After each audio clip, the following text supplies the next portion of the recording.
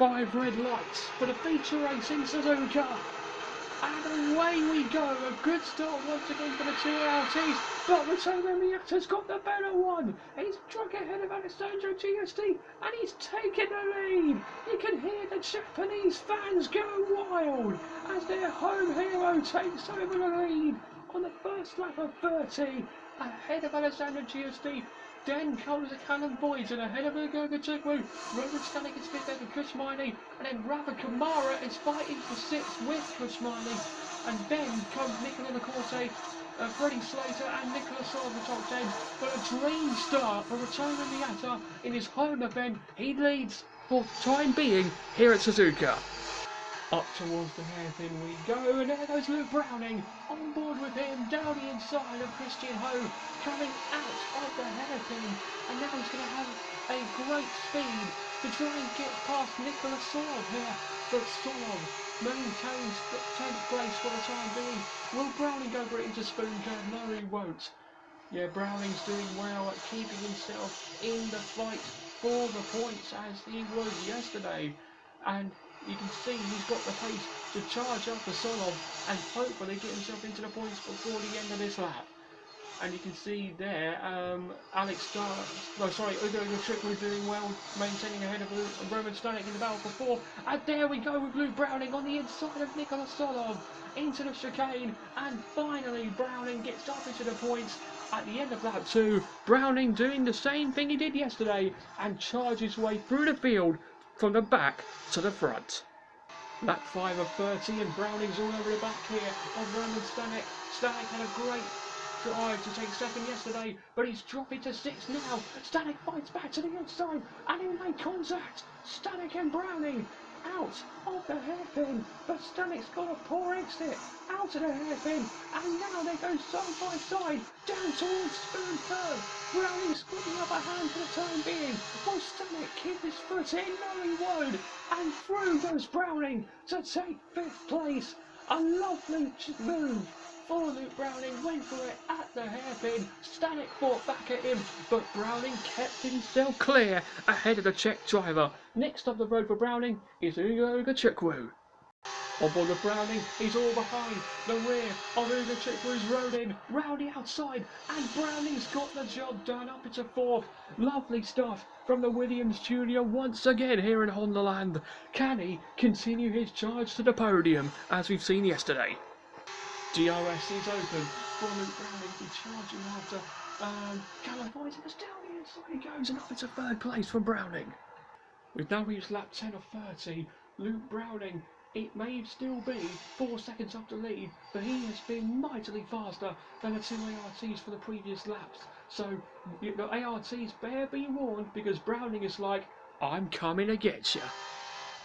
Down the straight, we are seeing the 2 Williams Juniors fight for second. GSD tries to defend the inside. Browning's going to go round the outside. They bang wheels, and Browning gets forced off by GSD in the battle for second. It's getting feisty between these two once again here at Suzuka. Browning's about to go round the outside of GSD into turn 1. They're side by side. It gets forced off again, and once more Browning gets forced off by GSD, and he sticks behind his fellow Williams Jr. for the time being once more. This time Browning's close to GSD than he was in the previous laps, and he's going to the inside this time, down the main straight towards turn 1, and finally for Luke Browning, he's up to 2nd place, passing Alessandro GSD. Lovely stuff for Luke Browning. He can now charge after the home hero Miata for the win. Oh my goodness me. Down towards the hairpin we go, and we're on board with Christian Ho. On board with Christian Ho, and he spins at the hairpin, and that is not good news for the Singapore driver. Dan Montoya cruises past him, and we've got a red flag because Ho has held up the cars behind, and this has completely changed this whole race. On board with Ho into the hairpin, and he loses it under traction. Oh my god. We go again for take 2 of the feature race here at Suzuka. Lights out and away we go. And it's an even Steven start for Miata and Browning. Browning's getting swallowed by GSD. And also for Voisin, and there's contact behind. Browning gets spun round. And oh no, Miata Me and Montoya has been hit by Browning and there's another red flag. What just happened there? What just happened? Right, let's see what happened then. On board with Poison, the start goes well for him. He was on the inside of Browning and then he just hits him. Mate, you just got turned in on me. What the boob? Now let's watch Browning start. On board with him, he looked like he got a pretty good start there, and then he felt the tap from behind, and all of a sudden Browning's got damage, and then hits Montoya out of absolutely nowhere. Check the car. Check the car, I got damage. Okay, Luke, box, it's a red flag. Now, watch Montoya then, as he came down the straight, Browning rejoined the track, and then, boom! Out goes Sebastian Montoya. Boom! Browning just hit me out of nowhere, mate. I'm out. And the stewards have given Luke Browning a 10-second time penalty for causing a collision with Sebastian Montoya, and they've also given Callum Boyson a 10-second time penalty for causing a collision with Luke Browning. That's changed the race completely. But anyway, we are about to go racing once more for the third time. 5 lights are on, and away we go. Once again, the has got a better start, covers off the Lukaku, and also Callum Boyson's on the outside, and that is where the Van Sport of Santiago Ramos out of the race on the restart. That is not what he needs at all, but that is Ramos out of the race. I'm out. Oh! Sorry, guys. Ramos absolutely disappointed with that as Browning got a bit deep. That's given Stanek an opportunity. They bang wheels, and off the track goes Browning and Stanek in the battle for 13. And oh dear. Browning's rejoined and collided with his teammate Colton Herter, who's got front wing damage. That is surely going to be looked at, and we've got a safety car deployed because of Ramos' stoppage and Stanek and Browning going off. What is going on in this feature race? Watch Stanek then, through the S's, wide went Browning, they banged wheels, and they both went off the track together. Stanek did well, but he's lost a huge amount of places. Mate, Browning just budged me off the track again, what the boof! Browning's going to be disappointed with this. Stanek was on his right hand side, and they both went off. Boo! Mate, Roman just forced me off the track by hitting me on the rear, and then he made me hit Colton as I rejoined. That's a joke, mate. And it's not even a joke for Luke Browning, because he's been given another 10-second time penalty for the collision with Colton Herter. So that is a total of 20 seconds added to Luke Browning's time. What a dramatic feature race we're having here at Suzuka. Safety car peels in. The cars are slowing down. Now they're speeding up. And we're racing again with 5 laps to go. Callum Boyson is leading, but he's got a 10-second time penalty, which puts Rotoma Miata in a prime position to win his home race. But Boyson leads him down towards turns 1 and 2 from Rotoma Miata. Then it's Alessandro Giusti in third. Lukaku looking to take his first podium in 4th at the minute.